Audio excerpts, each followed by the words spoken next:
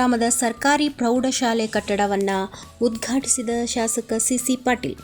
ರೋಣ ತಾಲೂಕಿನ ಹೊಳೆಮಣ್ಣೂರು ಗ್ರಾಮದ ಜಿಲ್ಲಾ ಪಂಚಾಯತ್, ಶಿಕ್ಷಣ ಇಲಾಖೆ, ಕ್ಷೇತ್ರ ಶಿಕ್ಷಣಾಧಿಕಾರಿಗಳ ಕಾರ್ಯಾಲಯ ಇವರ ಸಹಯೋಗದಲ್ಲಿ 2022-23ನೇ ಸಾಲಿನ ವಿವೇಕ ಯೋಜನೆಯಡಿಯಲ್ಲಿ ಲೋಕೋಪಯೋಗಿ ಇಲಾಖೆಯಿಂದ ನಿರ್ಮಿಸಿದ ಸರ್ಕಾರಿ ಪ್ರೌಢಶಾಲೆ ಕಟ್ಟಡವನ್ನು ಶಾಸಕ ಸಿಸಿ ಪಾಟೀಲ್ ಅವರು ಉದ್ಘಾಟಿಸಿ ಮಾತನಾಡಿದ ಅವರು, ಶಿಕ್ಷಣ ಗುಣಮಟ್ಟವನ್ನು ಹೆಚ್ಚಿಸಲು ಶಿಕ್ಷಕರ ಪಾತ್ರ ಅಗತ್ಯ. ಹೊಳೆಮಣ್ಣೂರು ಶಾಲೆಯನ್ನು ಜಿಲ್ಲೆಯಲ್ಲಿ ಮಾದರಿ ಶಾಲೆಯಾಗಬೇಕು.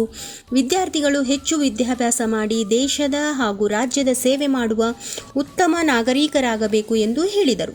ಇದೇ ಸಂದರ್ಭದಲ್ಲಿ ಇಲಾಖೆ ಅಧಿಕಾರಿಗಳು, ಬಿಜೆಪಿ ಪಕ್ಷದ ಮುಖಂಡರು, ಶಾಲೆಯ ಶಿಕ್ಷಕರು ಸೇರಿದಂತೆ ವಿದ್ಯಾರ್ಥಿಗಳು ಹಾಜರಿದ್ದರು. ಬಹುತೇಕ ನಮ್ಮ ಹೆಡ್ ಮಾಸ್ಟರ್ ಸ್ವಲ್ಪ ಕ್ರಿಯಾಶೀಲ ಇದ್ದಾರೆ. ಮನವಿ ಮಾಡ್ಕೊಳ್ಳೋದಂದ್ರೆ ಕೇವಲ ಅಂಕ ಗಳಿಸುವ ವ್ಯಕ್ತಿಗಳನ್ನಾಗಿ ವಿದ್ಯಾರ್ಥಿಗಳನ್ನು ಮಾಡಬೇಡ್ರಿ. ಸರ್ವತೋಮುಖ ವ್ಯಕ್ತಿತ್ವ ಅವ್ರಿಗೆ ಬೆಳಿಬೇಕು. ವ್ಯಾಲ್ಯೂ ಬೇಸ್ಡ್ ಎಜುಕೇಷನ್, ಮೌಲ್ಯಾಧಾರಿತ ಶಿಕ್ಷಣ ಇರಬೇಕು. ಪರಿಸರವನ್ನು ಹೇಗೆ ರಕ್ಷಿಸಬೇಕು, ನಮ್ಮ ನೀರನ್ನು ಹೆಂಗೆ ಉಳಿಸ್ಕೋಬೇಕು, ವಿದ್ಯುತ್ ಶಕ್ತಿಯನ್ನು ಎಷ್ಟು ಕಡಿಮೆ ಪ್ರಮಾಣದಲ್ಲಿ ನಾವು ಬಳಕೆ ಮಾಡಬೇಕು, ಪರಿಸರವನ್ನು ರಕ್ಷಣೆ ಮಾಡುವುದರ ಕಡೆಗೆ ನಮ್ಮ ಗಮನ ಇದ್ದಾಗ ಇವತ್ತೇನು ಅನಾಹುತ ಆಗತ್ತಲ್ಲ, ಟಿ ವಿಯಾಗ ನೋಡಕತ್ತೇವಲ್ಲ, ಎಲ್ಲಿ ನೋಡಿದ್ರು ಗುಡ್ಡು ಕುಸಿತ, ಹೊಳೆ ಬಂದೈತಿ, ಡ್ಯಾಮ್ ತುಂಬೈತಿ, ತೇಲು ಹೋಗ್ಯಾರ, ಮುಳುಗ್ಯಾರ. ಇದಕ್ಕೆ ಕಾರಣ ಪರಿಸರದ ಅಸಮತೋಲನ. These are all man made mistakes. ನಾವು ಮಾಡಿದಂಥ ಕೃತ್ಯಗಳಿಂದ ಈ ಅನಾಹುತಗಳನ್ನು ನಾವು ಅನುಭವಿಸಕತ್ತೀವಿ.